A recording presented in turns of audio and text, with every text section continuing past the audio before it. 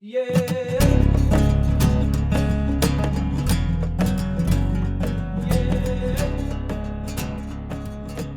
the Interwilderness Podcast, I'm your host, Byron Pace. This is episode 220 and a Modern Huntsman production. It is the first episode of 2023, and so I hope that all of you had a fantastic festive period, however you spent it, and are refreshed and looking forward to the year ahead.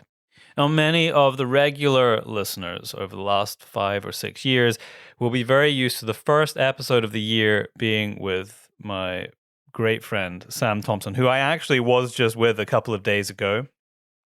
But that's not what you're about to hear. That podcast will come.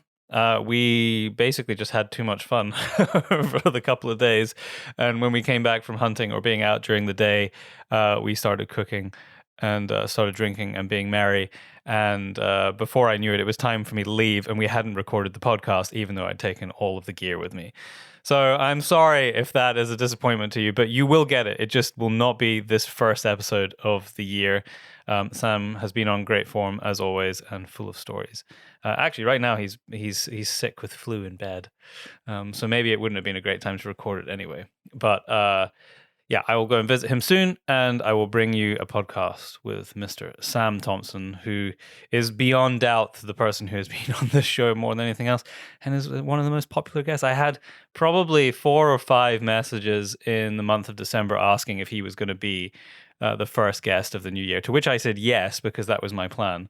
But I haven't forgotten, and it will happen. But on this show, I am interviewing Lyndsie Bourgon, who I spoke to a couple of weeks ago. She sent me her book, Tree Thieves, a couple of months back, and I finally had a chance to go through it and had her on the show, which is a world that is going to blow your mind, and I bet most people will not be aware of the black market in timber that is going on. And I'm not even talking about black market out of like Central America or Central Africa, where I was certainly aware it was happening. I'm talking about North America out of national parks. Her book looks at this billion-dollar timber black market and how it intersects with environmentalism, class, and culture. And we took a whole bunch of other tangents from the history of poaching to being self-sufficient today and what that means in a landscape of modern land ownership. Lyndsie is a writer, an oral historian, and a 2018 National Geographic Explorer. It was a fascinating conversation, and I would encourage you to go and get her book if you enjoy the chat that we're just about to have. Quickly, before we get to that, Modern Huntsman Volume 10 is now shipping. If you follow my social media or the Modern Huntsman social media, you will see that this is the volume that is taken inside a rib cage looking out at a wolf, taken by a friend and brilliant photographer and filmmaker, Ronan Donovan. It is packed with incredible stories. You can get a flavor of what is in there if you go to the Modern Huntsman website and you click Volume 10. You'll get to see some of the imagery, and we have started to post some snippets of the stories over on Instagram as well. So go and check that out. And if you haven't ordered a copy, get it ordered now, because there's not that many volumes left. And if you're a subscriber, you should hopefully have it in your hands. Although I know that for some international subscribers, they only got it like this week. There was a couple of friends of mine who just got it a couple of days ago in the UK. That's partly because of it being shipped from the US, and partly because our postal service has sucked for the last couple of weeks, as well as it being Christmas and New Year. So you should be getting it any minute now if you're a subscriber. But if not, feel free to reach out through the contact form on the Modern Huntsman website, and we will make sure we get it sorted for you. And lastly, before we get into this interview, a shout out to my Patreon supporters, who this week include Richard McNeil, Ronnie Speakman of RD Contracting, James Marchington, the guys at South Asia Stalking, Dick Ekströmer, and Mark Zabrowski. Thank you so much for your support. You help make this show possible for me to put it out every 2 weeks. Not in the last 3 weeks, because I took a break over Christmas and New Year like I always do, but normally every 2 weeks within a day or two, depending on travel and projects that I'm working on. And if you would like to support the show, head over to patreon.com/Byron Pace. There's a series of tiers, and you can support in different ways. Oh, one more thing. I am very close, very, very, very close to finishing my first feature film, Paid in Blood. The full hour plus is sitting on a timeline. I've got a little bit of massaging and story development to do and a little bit of character development now that I've got the whole thing together, which I'm working on with a couple of friends and people who are brilliant at what they do. If you would like to support the production, the post-production of that is still possible if you head over to byronpace.com, where actually you can see a whole bunch of other things that I have done or am doing. You can do that either just by supporting the film on the Paid in Blood page, or I have a couple of prints on there. They're all black and white prints. Most of them were shot on film, which if you go and purchase, all of the funds from that are being used to help for the post-production process, the coloring, the sound design, the scoring, and all the other people that I need to pull in to help make this as good as possible. But you can see that in prints on the website as well, and I will stick the links in the description. Lyndsie, welcome to the Into the Wilderness podcast. Where in the world am I speaking to you from? Well, thank you for having me. And you are reaching me today in Clearwater, British Columbia, which is BC. The interior of BC. I guess maybe your listeners would know where Vancouver is, and it's about 4 hours east. So right in the middle of the province. I've always wanted to go to BC. It's one of those places that has a magical mysticism about it. I think maybe for people who haven't been. Yeah, and especially if you're into adventuring and any sort of outdoor stuff, Totally. You can't beat it. Really. How long are you from there, or did you move there? No, I'm from a province in Canada called Alberta. And I've lived all over the country, and I ended up in BC after getting my master's. I got a job doing oral history out here. And so this is what brought me to the interior about 5 years ago. And I just ended up really loving it. So I actually, I stuck around and found a little house in the woods.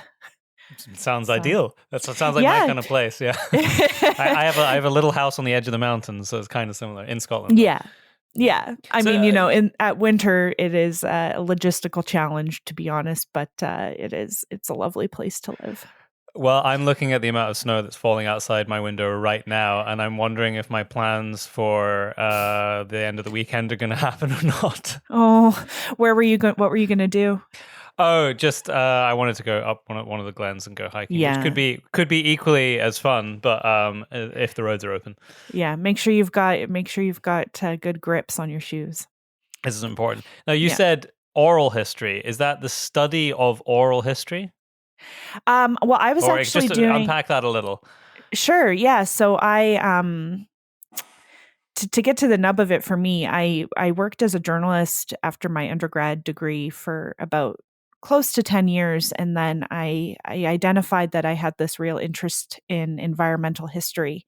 And so I went back to school to get my master's in environmental history at the University of St. Andrews in Scotland. Oh, really? That's just down the road from me. Yes, it is. I bet. Okay. And so when I was there, I had this really wonderful advisor, because I was a mature student, he was really helpful with me, kind of talking me through the history field in academia in a way. And he said, you should look into oral history. I think you'd like it. It ties into what you liked about journalism, which was interviewing people.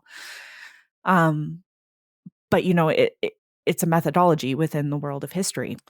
Okay. And so I decided to do my dissertation as an oral history. And that's, I spent quite a bit of time in Shetland and traveling around Scotland interviewing former Antarctic whalers for that.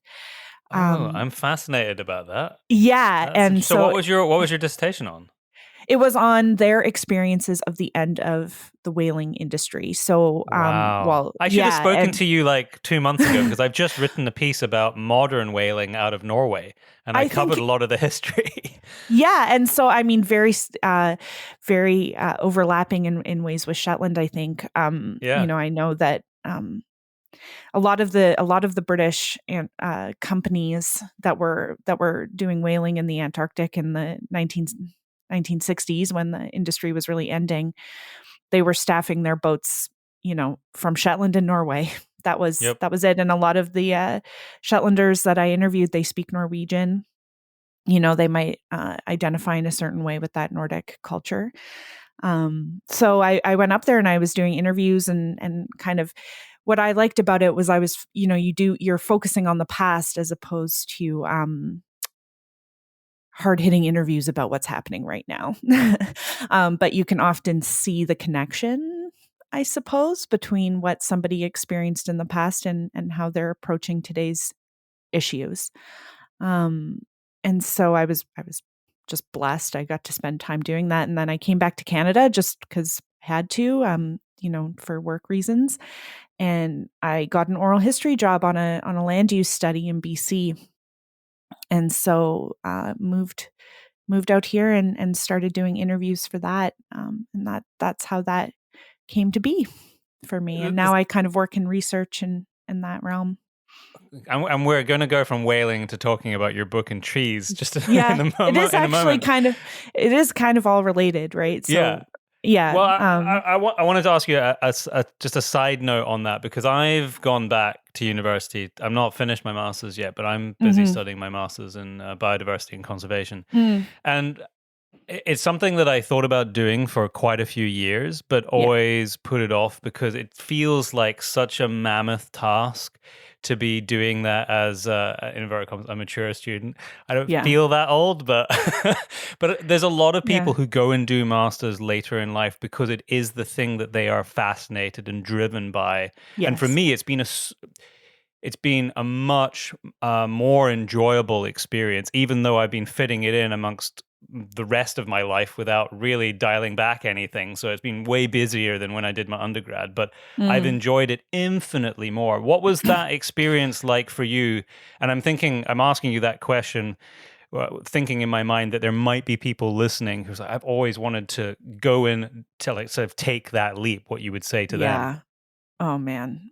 So I knew that I didn't want to go get my master's until it was something I was certain that I wanted to study. And it took me a while to determine what that was, first of all. But I mean, it was not to sound too hyperbolic, I guess, but it was like one of the best things I've ever done in my life. Yeah. It remains like a very important part of who I am, and made me feel confident in my intuitions. It made me passionate and fired up and motivated. And because you're a bit older and a little bit more solidified in yourself, I felt more confident than I did in my undergrad because I knew what I was there for. I also knew it was only a year, and so I was like hyper focused, right? Because I thought this is it. This is my year to kind of buckle down and do it, and it felt really good to commit myself entirely to that. Yeah. And the outcome, it felt earned in a way. Like I was like, yeah, I put my whole self into that. It was also very hard, and I don't want to put that aside. It was hard. Like I hadn't been graded in 10 years, and that It's was scary, hard, isn't it? actually. I was To like, be marked on your work. yeah, I hadn't had a numerical value placed on my products in a very long Other than time. And money. Yeah. yeah, precisely. And there's a little bit of like when it comes to money, you can kind of it feels less personal sometimes. Yeah, But yeah, this, exactly. you're really raw. And so that was difficult. And I had to learn a whole new academic style. For me, my partner and I had done a working holiday in Scotland many years before, and I knew that I wanted to go back there. I knew that my interests were highly aligned with a lot of the issues that were historically prevalent and important in Scotland, but also uh, contemporarily discussed at the same time. So for me, that was really exciting. There was uh, literally nothing wrong with that. I was so happy to be there. So yeah, I mean, it was a turning point for me. I highly recommend it to anyone. And the age thing, I brought it up, so clearly it was important, but it also wasn't. I had a really good relationship with my advisor, and I do think that might come with a certain bit of experience in the outside world, that you know what you're doing and you're really open to hearing their feedback, you know? Yeah. Yeah, no, I Yeah. think I'm certainly learning a lot more from the experience. And I found actually on the course that I'm on, I would say most people that I'm interacting with in group discussions or whatever are older than 30. Yeah. Oh, Um, interesting. Mm. so it because there's still a lot of people who are, because it's not well, it can be a full-time program where you just do the year and a half and get it done. Okay. But they also give you the flexibility to, because they know a lot of people who do the course that I'm doing carry on doing field work, to Okay. be able to Yeah. take complete units and then miss a unit out and then pick it up the following year, which is what Mm. I've ended up having to do because of projects. And so I think it attracts people later on in their career who are just Mm. trying to be better at what they do. Yes, that's exact. I mean, that to me was, uh, I wanted to be better, Yeah. and that was my guiding motivation, even when it got really hard. Right? Was like, oh, growing and getting better sucks sometimes, but it makes it a lot easier to keep pushing. So, And how did you find yeah, that feed into your once you sort of came out of the academic system? Because, yeah, like you alluded to, there is a certain way of doing things. You need to present papers or things yeah. that are being graded in a certain style format that is what is required of you. But then Hmm. taking that and taking it into a form that your average person on the street wants to read can, Mm. for some people, actually be quite a big jump. For me, it was kind of the other way around, because I've Yes. done, and I guess it was probably for you as well, because you're about the same actually, 10 Yeah. years writing for your average person to read, Hmm. and then going back into an academic system, and then being able to take that knowledge and hopefully be able to put it in a way that you can explain complicated matters in a more understandable way. What was Yeah. that process for you, like coming back out, completing your master's, and then going back into, well, I'm assuming you went back into journalism, did you? Given that you have a book. No, I took a job kind of in cultural heritage, and so I did Oh, right. shift my day job work anyway. So the oral history job that I did, it was about an 8-month contract, and it was contributing to a sort of technical report, I suppose. Um, and then after that, I kind of took on contracts here and there. I think I worked as an archivist at a local museum, and then I worked as a kind of a grant administrator in cultural heritage. And so f- for me, like you're saying, it was the opposite. So I wasn't coming out of a highly academic background and then trying to learn to parlay that knowledge into uh, simple writing. I knew that when I went to get my master's that I wanted to learn, like, how to be rigorous in a way that the speed of producing for magazines and newspapers, you just can't be. Um, and so Yeah, that's what I totally. ended yeah, and so that's what I ended up applying to this book, was, I knew that I had the skills to draw out to find a through line narrative. But I wanted the historical part to be, it isn't written in academic style. It isn't cited in academic style. But if you go into the notes of the book, it is. I did spend a lot of time doing the research, and I wanted that to be apparent because I was really nervous about pushback, basically, of people saying, this isn't as big of a deal, or it isn't as culturally as important as this writer's making it out to be. And I wanted to make sure that my points were backed up. So that was the kind of the big thing for me when I started turning this into a book. Yeah, no, I Was know it's yeah, hard to balance that and not put people off, because if you yeah. have a bunch, if you have things referenced, even if it's just with numbers and reference at the back of the book, it can be a little daunting. And Yeah. or if you put like a whole, I've seen some books where there's just hordes of footnotes everywhere, and you feel like you have to Yes. keep going back and forward, otherwise you don't fully Yeah. understand what's going on. And there's a very delicate balance between doing exactly what you're saying, which is that if people want to check into something in particular more, they can. And it also, in my mind, when I'm putting together pieces like the whaling story that I just Mm-hmm. wrote, it is I get some comfort in the fact that I'm able to sort of lean on the science and the papers of things that have been reviewed by other Yes. people, Yes. and at least point people in that direction.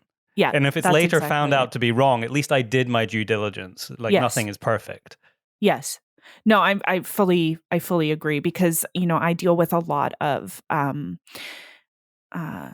like, I suppose, sociology in a way. And so I was nervous about putting too much,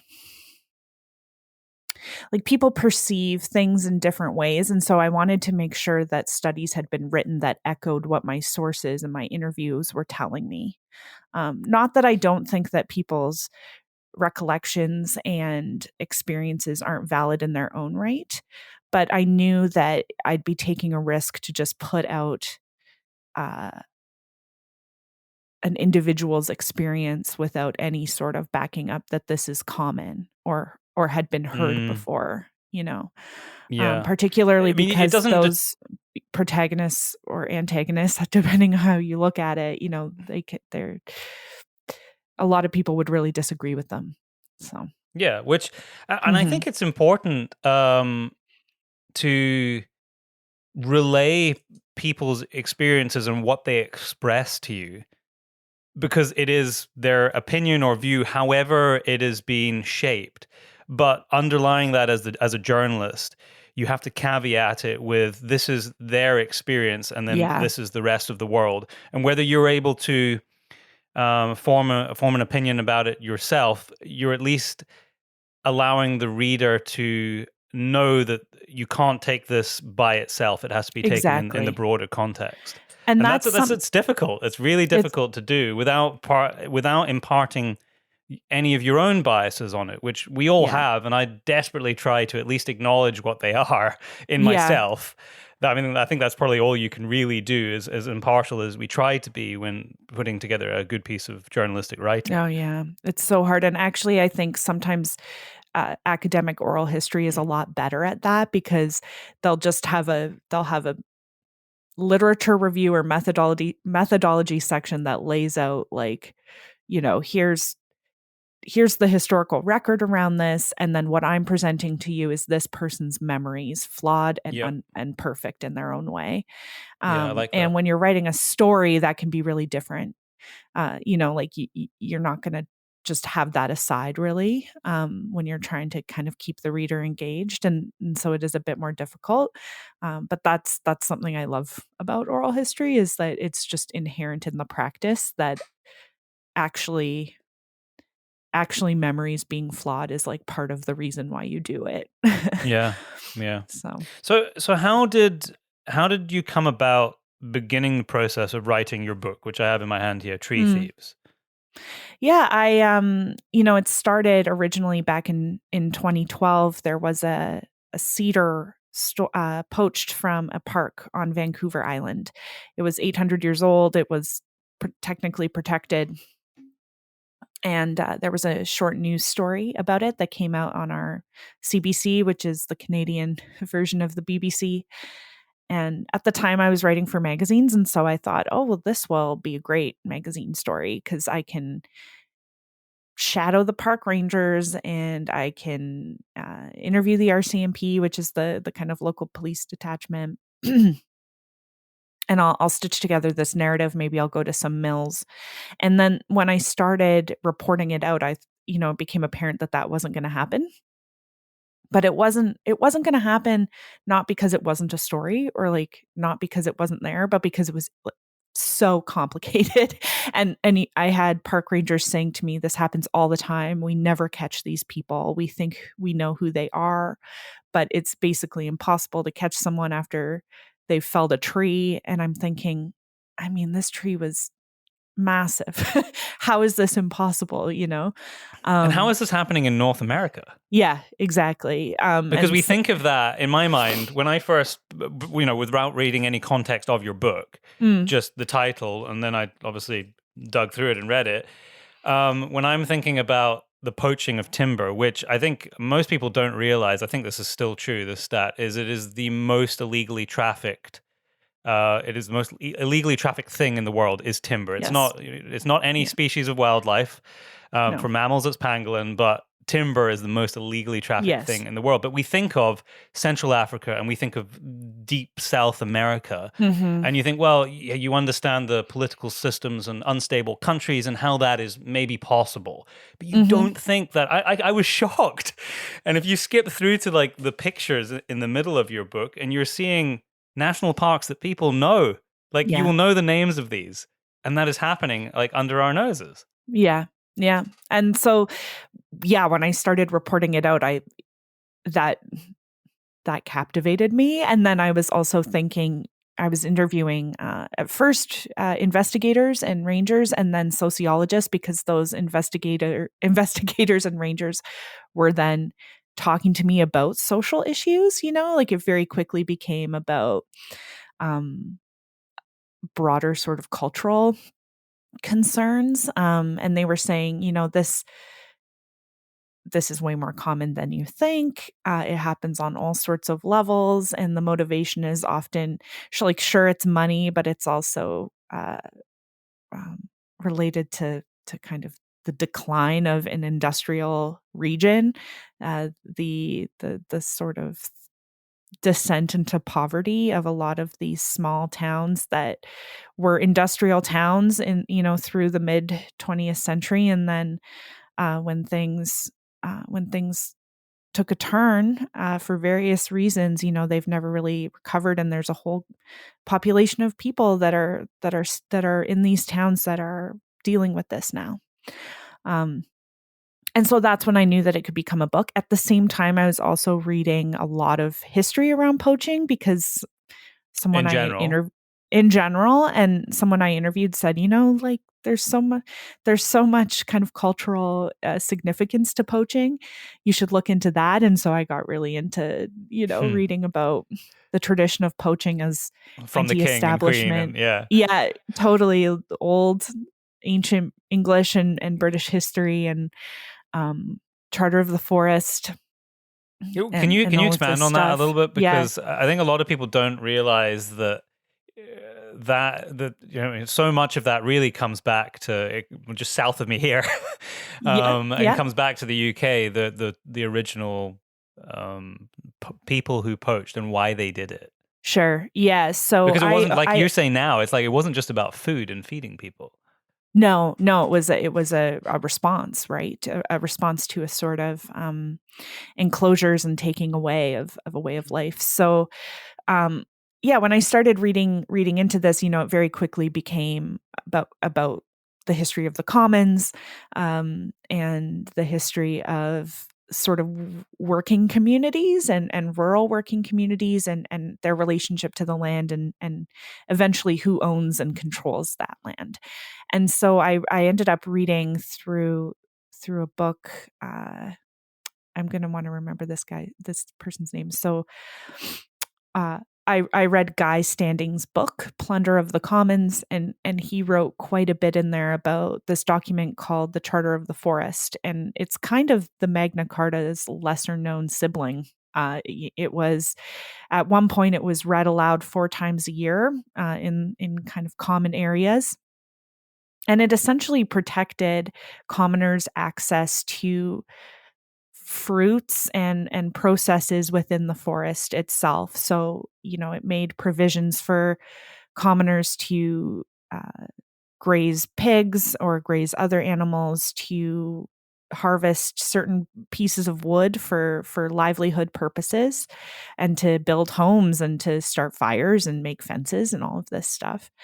And it's kind of, been forgotten in a way, that with the establishment of forests as we think of them now, that the Charter of the Forest was essentially not followed at that point. And so I write in the book that we think of forest, especially in North America, we think of forest as big wooded areas that people visit for recreational purposes, most likely. But forests were originally parts of the countryside that were essentially enclosed or I think the commoners would use the word taken by aristocracy, by the monarchy, and powerful folk who wanted to preserve it for hunting purposes, but not hunting for common use, hunting for sort of the privileged in a way, hunting it was for just sport, recreation, recreational use. And this took away access from a lot of people, and it created illegal it essentially made hunting and fishing and taking of wood poaching. Until then it had been a subsistence activity, but from then on, anytime that happened on this private land, you were breaking the law and you would be punished as such.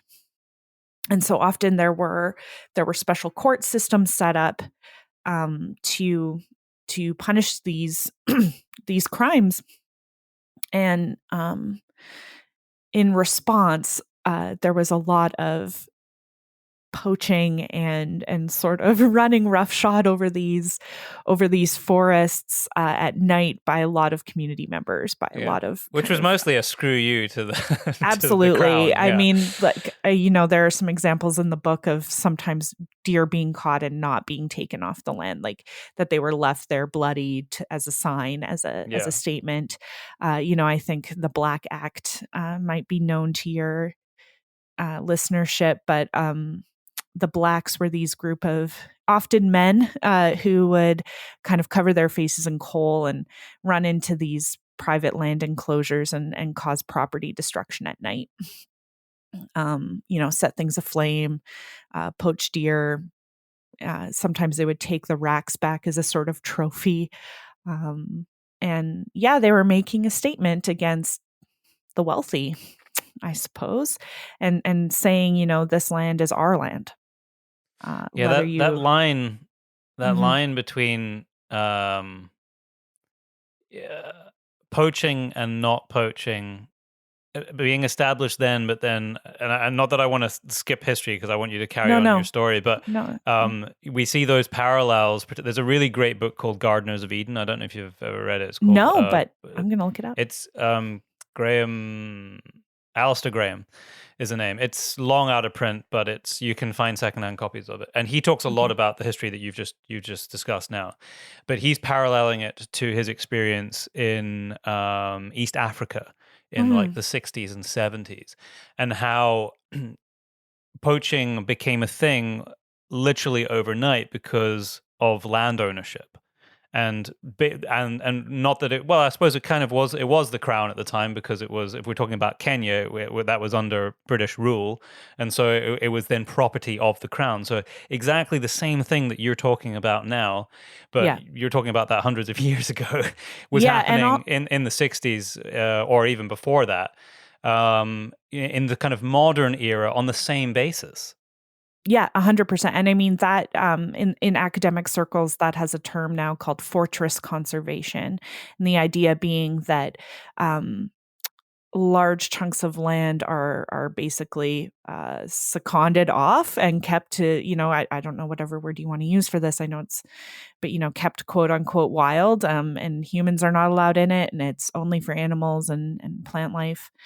And what ends up happening is often, particularly these days, Indigenous communities are displaced. Even right now, that still happens, and I think a lot of people don't appreciate that's happening. Like as we speak, in the establishment of national parks and protected reserves. This isn't something that just happened, when the UK was colonizing the world. No, this is happening today, but it's happening under a different flag. Yes. That's exactly it, and it happens. This is the case. The case for a lot of the history of science and the history of sort of environmental management, but it happens under the umbrella of conservation, which is seen as always good, right? I mean, it has a very good reputation, but the sort Great of trickle down. marketing that's been done. Great marketing. Yeah. I mean, who hates a national park, right? I mean, it's hard. I Yeah. don't. I love parks, but at the same time, and we love the they're- access we get to them, but Mhm. we weren't the people removed from them. Yep, exactly. And so, yeah, like you're saying, this is a very contemporary, remains contemporary, and happened throughout history. And so, when I'm writing in my book about folks who poach redwood trees and poach burr from redwood trees, that park was established in 1968, and a lot of people that poach now will tell you that they are poaching in response to the park itself. And so, sure, that was 60 years ago, almost. Wow. They must be pretty old but now, the people who are doing it, if it was in response to the no, establishment of the park. what I think is interesting is it's often their children, their So nephews. it's been passed down. It's been passed. The sort of anger around this park is being passed down through narrative, right? Through storytelling. And it's often not always based in fact. There's a lot of hyperbole used around what the park did or didn't do and the motivations of the park. But almost beside the point, really, for the people that I spend time with in the book, it's it contributes to this kind of broader conception of how people see them in their world and in the country. So how did you go about gaining the trust of people to be able to tell that part of the sort of the modern part of the story? Yeah, it's a good question, and a few people have asked me, and I always end up saying that I don't. So poaching had been often covered in the media in short news stories. I actually got the impression when I got there that nobody had ever asked a poacher to interview for an interview. And so the fact that I asked, I think, just opened up doors for me. But how did you go about finding them in the first place? Because the nature of poaching is it's quite secretive and they don't want to get caught because they're doing an illegal activity. That's right. So, I started off with cases that had already entered the court system. So I knew names from just police blotters, right? So sometimes local newspapers will run those police updates and headshots or mugshots, I guess, saying so and so arrested for poaching burl. And so I started there. I went to this town called Orick because there were quite a few people from Orick who had been appearing in those police reports. And it's a very small town. I feel very comfortable in small towns because I grew up in one. And so I went to the sort of main drag, I suppose. And first of all, I knew I would be doing a lot of life history interviews with people around the town. So I started there. I started saying, listen, I'm writing about this topic. I want it to be more broadly about the town and the region and the park and the difficulties with conservation. And then we would often do our interview. And then I'd say, do you think that Derek Hughes would want to talk to me? Do you know where I would be able to find him? And it took not even a day, for people to say, well, particularly in this one area, I mean, everyone's related, right? So they would literally, I did one interview and then someone pointed to the back of a room where there was a janitor cleaning and they said, that's his ex-wife, and so... and she drink was really at the local nice. bars in small towns and you'll probably find everybody that you need to know. Pretty much. Yep. But I have to say there was not a lot of reticence, and I maintain that a lot of people just had not been asked their opinion and their thoughts, and I was also really open. I didn't have any narrative that I was presenting through the interview process. I just let the interviews go where they went. I often started by asking about their families rather than, why did you do this crime? Because people are proud of their families and that's a big part of this story, right? Is connection and to work and location. So, yeah. And then once I started interviewing people, other people were talking about it in the town. It kind of snowballed. Okay, so you had people. It wasn't difficult once you sort No. of broke the water to Yeah. start getting more people Yeah. willing, and I guess word of mouth, and probably was a bit of trust being built there, whether you realized it or Precisely. not at the time, Yeah. just because of the conversations you'd had. Yeah. So how, given that there's I mean, obviously some of those people have been quite unsuccessful because they've been caught, but given that there's park rangers and it's a very, there's an established system of authority in these national parks, and there's lots of people Yeah. around. Yeah. How were these poachers going about doing it? Extracting huge trees, and then Yeah. where were they selling it? Because I Yeah. know of the black markets in Congo where I've been and in South America, but you don't necessarily think of black markets for timber in Canada or the US. Yeah. So, part of that depends on the species of tree and then also the region that you're in. So I can give kind of two examples. Where I live in BC, Douglas fir is poached a lot, and these are often, they might not be old growth yet, but they're often on the brink. So to be old growth in BC, the tree needs to be 250 years old. Often they are, right up butting up against that. And I mean, in the lifespan of a tree, 50 years is not much actually. And so they're really massive. Often they are cut down at night. In one case that I think is indicative of other cases, the tree is kind of felled. You'd pick a tree that's maybe 500 meters off the side of a road, and you'd fell it towards the road so that it kind of crossed over it, and then you would buck it up into smaller rounds and load it into the back of a truck. So you're not, in the case of a Douglas fir or a maple in particular, you're not transporting the trunk whole. You would do the work right there to turn it into portable pieces.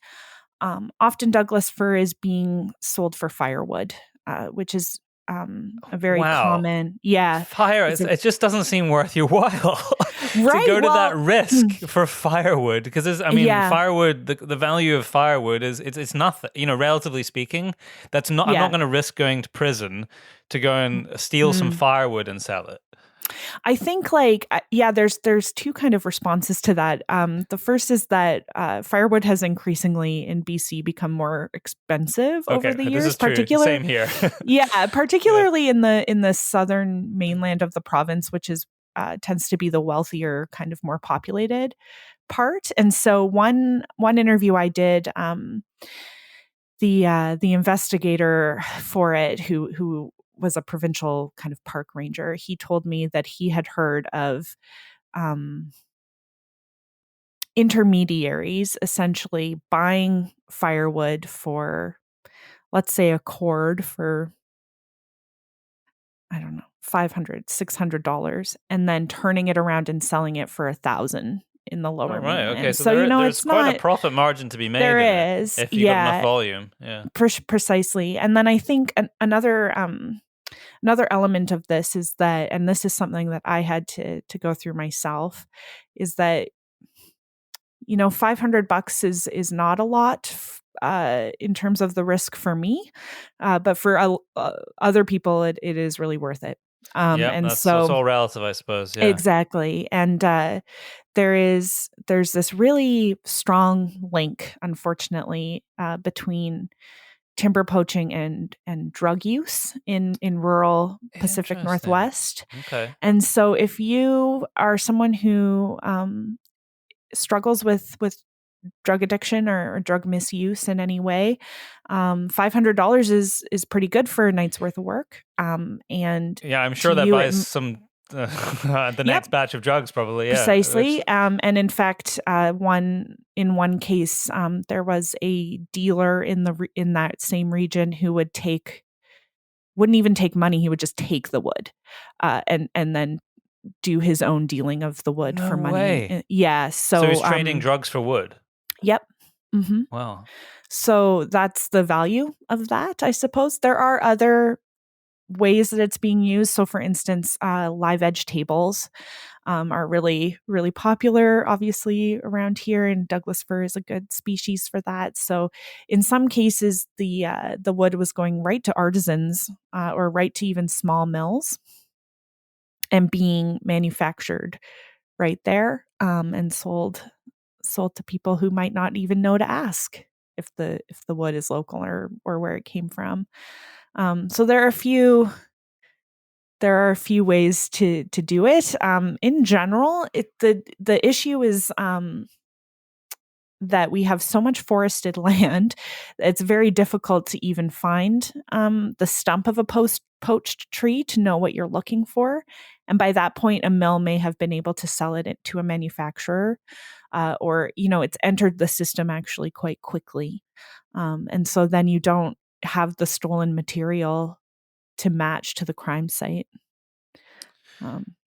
So Yeah. how have they, like, what kind of forensics and Hmm. investigations have been going on to try and catch people? And Yeah. is it a concerted effort, or is it so small scale that the authorities are like they've got a million other things that they could also be doing Yeah. rather than a It, handful of trees? It's kind of both. I mean, it's certainly been on the increasingly on the radar of the management authorities. So in British Columbia, where I am, in recent years, the resource officers is what we would call them up here. They've been provided bulletproof vests, and they've been trained in how to use pepper spray and in hand to hand combat because of forest crime is on the rise. So, Wow. it's certainly, yeah, it's considered to be a pretty consistent crime. It's not as flashy dollar wise, I suppose, as others might be. But there was a study in Redwoods National Park in the early 2013, I think, where they were dealing with so much poaching that they did a study to kind of figure out what was going on here, and they found that in the span of a couple of years, more than 100 trees had been either poached or burls poached off of them. So it's not a rash of crime in the way that you might think of, So it's maybe. not like old growth logging that's happening in the Amazon. No, It's not on no, it that kind of isn't. scale. No, but I mean, it is logging of a tree that is protected, Yep. because old growth. We still have groves of old growth in my province in particular that are legal to log. Um, in some cases, particularly in Washington State, there was a case where there was so much maple being poached from one part of a park. They called it the slaughterhouse. Wow.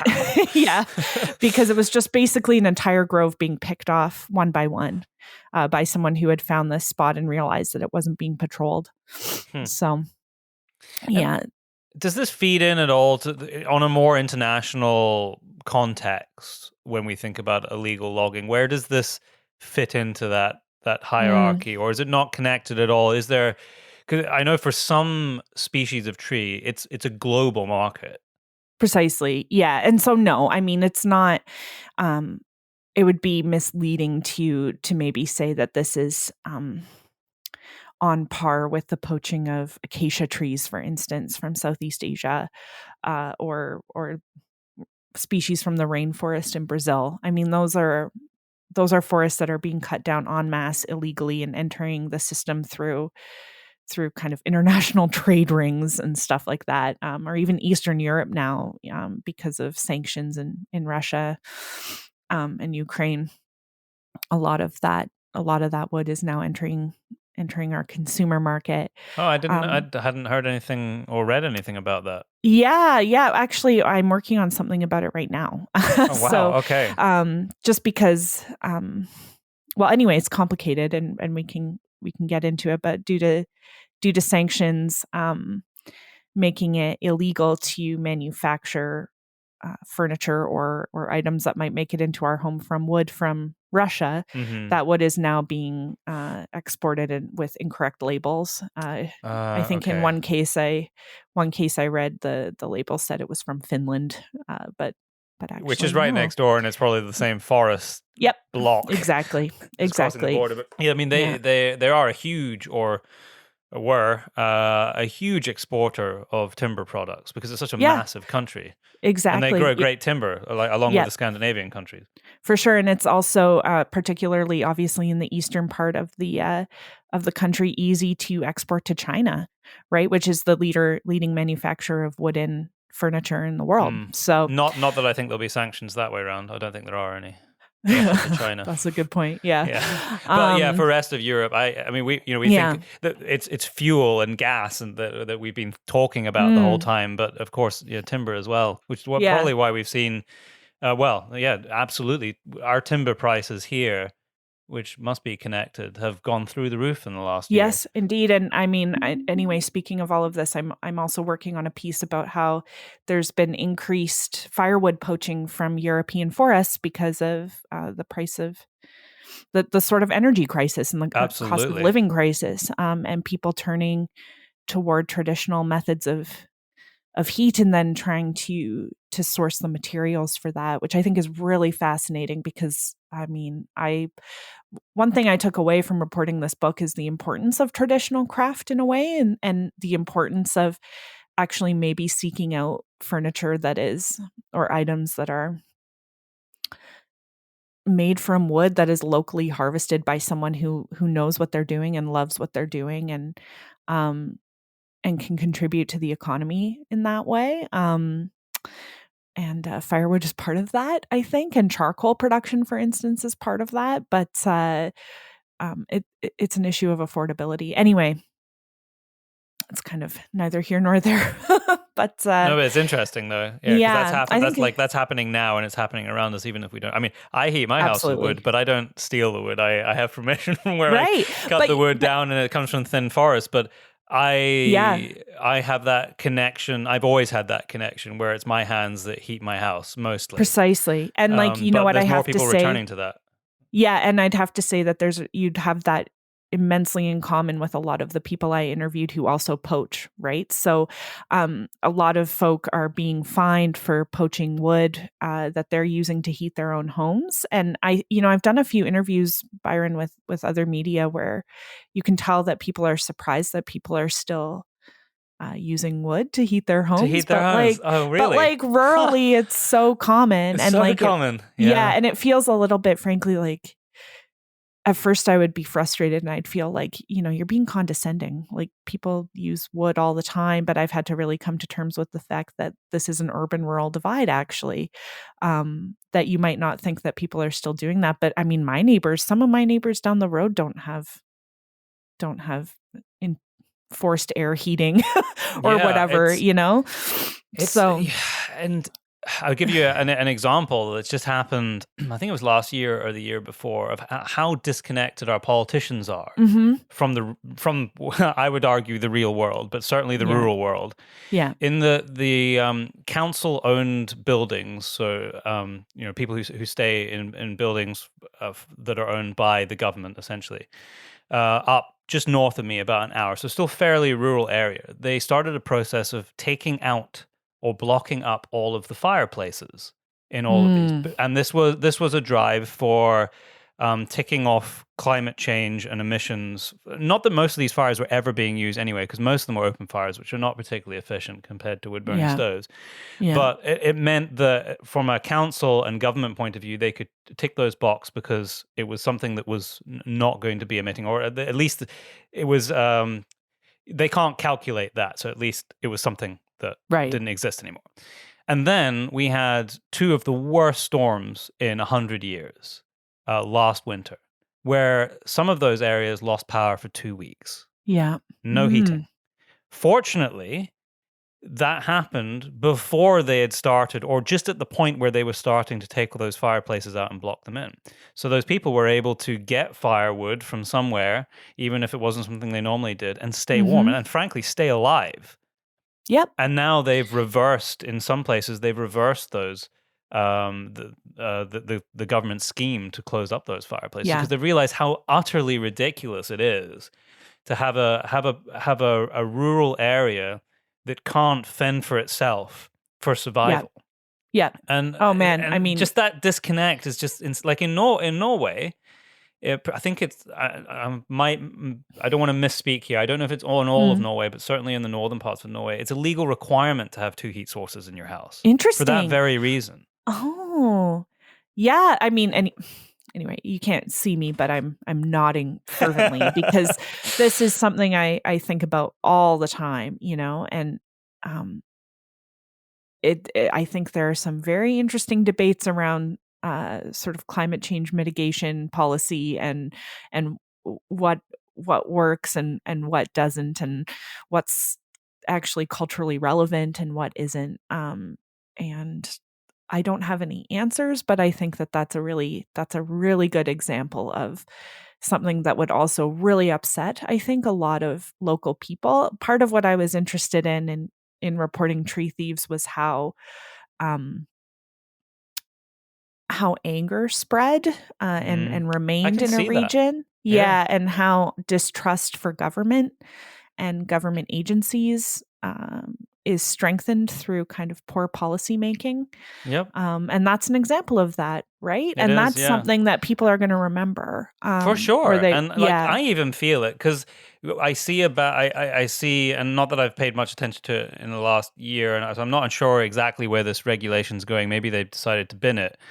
But there was discussions, and you see it in the papers and on the radio about them banning wood burning stoves, particularly in yeah, built up areas, or any kind of fire. So this is separate to the government owned buildings. This is private owned buildings. You're not allowed to have a fire in your house, and this is all for. And don't get it's. I'm not sitting here as somebody, as anybody who listens to this podcast, denying any as a climate change denier or not wanting no, I to know, make the yeah, planet a better place. But the reality is that really pissed me off because I'm thinking, oh well, come yeah, to my house, my little yeah, cottage in the hills, and explain to me how I'm going to heat my house and afford to heat my house if I can't go out into the forest on mm-hmm, a farm that I happen to know the farmer who's kind yes, enough to let me take timber that is from thin forest anyway. So I'm not doing any. yes, In fact, we're doing the forest a favor.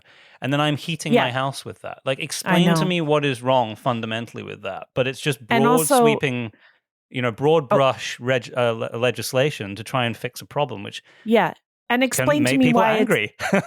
And it and does. explain yes, and explain to me also for a lot of people why it's better that I heat my house from imported unsustainable fossil Yep. fuels. Then do you know, Yep. like, and then when international instability comes around, then that's very expensive, or in some cases like taken away and not available. Yep. And here I am, I'm not allowed to like coppice, It's like it just crazy. seems.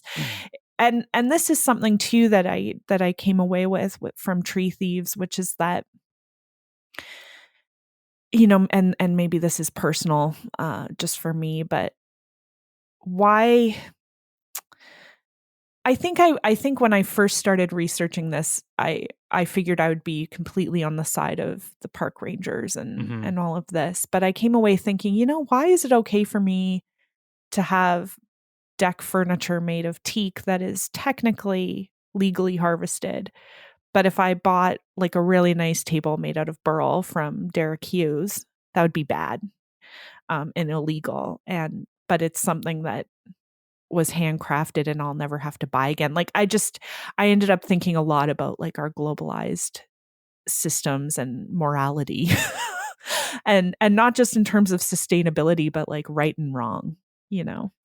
Um and Yeah. connection to our items as well. And connection to the things that are in our home.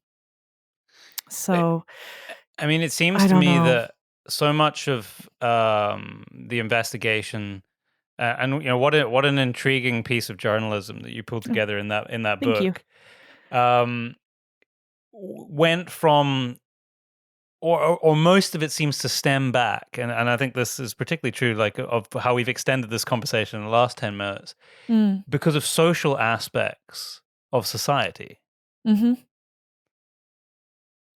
And that seems to be at the mhm. foundation of so much of this. Yeah, I think so. And I think there's a whole section of the book where we're talking about forensics that are being developed to try and match trees to stumps, and DNA databases that border patrols can use to test the species of a plywood plank, for instance. And all of that's really interesting. But if you asked me kind of what's going to make poaching stop, it's like massive social change, probably. I think at some points I've been maybe even a little bit flippant with that and said, like, if you want to solve poaching, it's like we need to solve inequality. And we need to solve sort of rural policy in particular, and come around to considering sort of the economies of rural areas and how we actually support them rather than just encouraging people to move on to new things. And those are really hard, and they're not done in 2 years, which I think is also kind of unfortunate. There's a real impatience that a lot of lawmakers and stuff have around solving these things that, if poaching as a response to unfair policy has been going on for, hundreds of years, it's going to take a really long time to undo that. to kind of undo it. Yeah, exactly. So there's a great contradiction that I see played out around the world. I see it on my back doorstep here, where the noises being made from government is we want to encourage people to go into the countryside, and we want people to stay in rural areas, but very as little a tourist, as a tour. Well, this is the difference, right? Because Yeah. it's way in my mind, my cynical mind is it's way easier to control a population if they're in an urban center. It's far more difficult to have a handle on your population in terms of voting when they're spread out in lots of rural communities, because those communities have their own views, and they're not shaped by the sort of the urban structure and flow that we've created in cities. But so many of the things I see played out in terms of legislation and regulation do nothing to encourage people to stay in the countryside whatsoever. No. Nothing at And we all. struggle.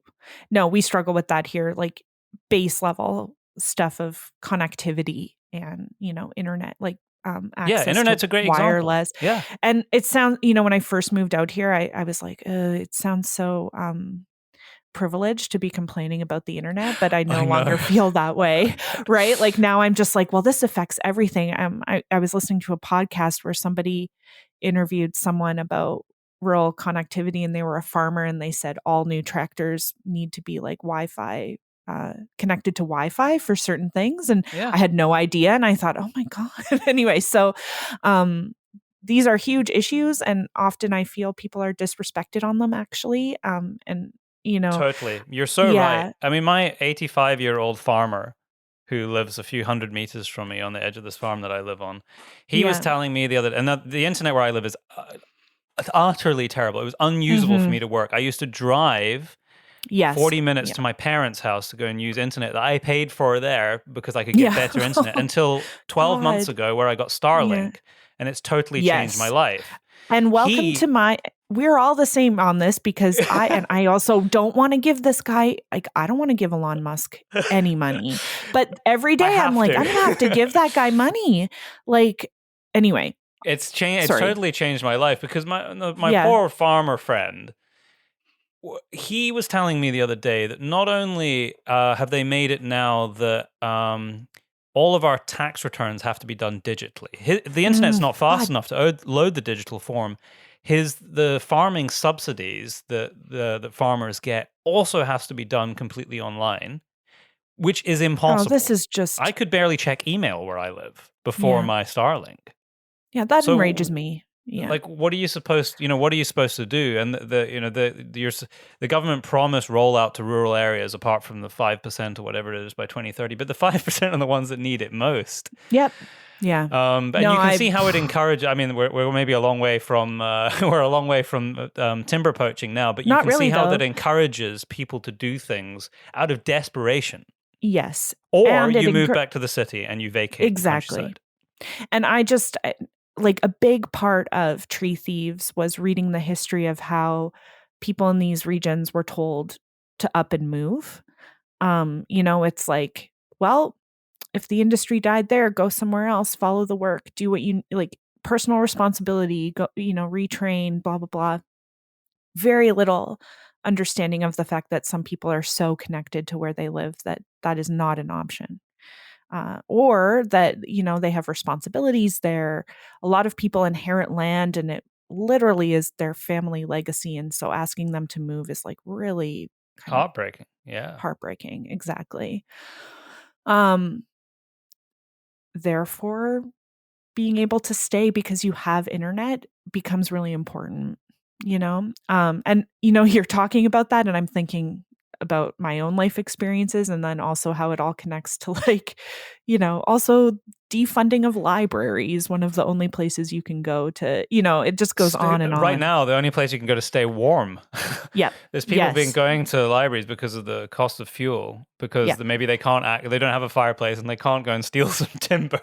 So they're going to a library to stay warm. I mean, that's happening in supposed first world countries. Yeah. Yeah. Or I think that countries. And like that is just insane to me. Yeah. But that we've also had our ability to also look after ourselves stripped from us. And the example of national parks and what has facilitated a lot of what your book is about is a great example of that, because I think about it all the time. I'm someone I like having my own agency.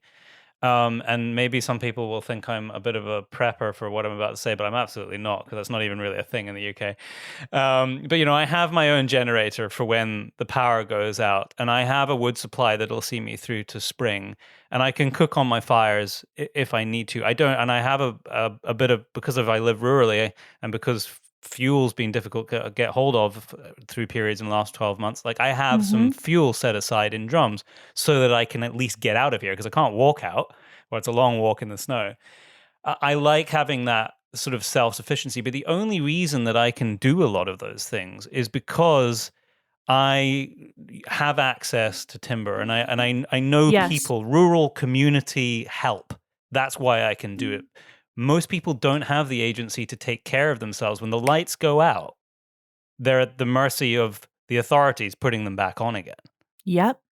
Yeah, 100%. I mean, this is, and what you're getting at there as well is a certain, it's like pride in self-sufficiency, it's need for self-sufficiency. It's also why a lot of people were so enraged about, when we talk about transition, for instance, like transition away from natural resource economies, and often what's offered to workers is